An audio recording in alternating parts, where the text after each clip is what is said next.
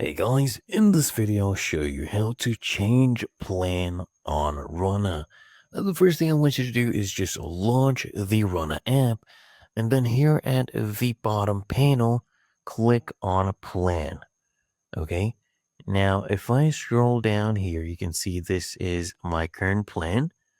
All you need to do is come here and click on manage plan. So once we click on that and then click on view recent plans, okay? And as you can see, I currently have two plans. The Get Fit plan is currently active, and I have the other one, which is new to running plan. Now, to change to that one, all you need to do is tap on the other plan and then come here. You'll get this pop up.